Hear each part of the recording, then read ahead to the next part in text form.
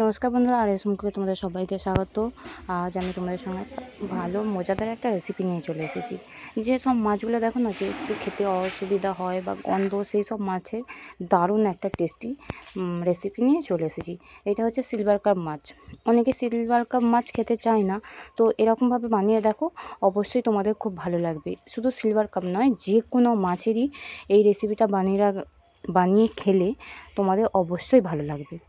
প্রথমে আমি আদা রসুন বাটা দিয়ে দিয়েছি, তারপরে হলুদ গুঁড়ো, লঙ্কা গুঁড়ো, জিরে গুঁড়ো, একটু ধনে গুঁড়ো, সবগুলো দিয়ে এর মধ্যে দিয়ে দিলাম লেবু। আর লেবুটা দেওয়ার পর ভালো করে মিক্স করে নিয়ে ভালো করে একে আধ ঘন্টার জন্য ঢাকা দিয়ে রেখে দেব। আর আধ ঘন্টা পর তাওয়ার মধ্যে তেল দিয়ে আর এইভাবে ভাজতে থাকবো। এক পিঠ হয়ে গেলে অন্য পিঠ হয়ে গেলে আবার এক পিঠ, এই এক পিঠ উপিঠ করে বারবার ধরে একটু ভালো করে ভেজে নিতে হবে। আর ভেজে নেওয়ার পর এটাকে এত সুন্দর খেতে লাগবে, তারপর তোমরা দেখতে পাবে। অবশ্য ভেজে নেওয়ার পর তুলে নিলে হবে না, এরপরেও একটা জিনিস দিতে হবে, সেটা তোমরা ভিডিওটা পুরোটা দেখলেই বুঝতে পারবে। প্রথমেটা আমি ভেজে নিয়ে তুলে নিলাম, দ্বিতীয়বারটা আবার দিয়ে দিয়েছি। ভালো করে দেখতে পাচ্ছ কীভাবে ভাজাটা হয়েছে।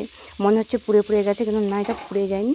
আর এই জিনিসটা এরকম পুড়ে পুড়ে গেলেই খেতে ভালো লাগে। তারপর ভাজা হয়ে যাওয়ার পর সর্বশেষে লেবুর রস একটু দিয়ে দিতে হবে।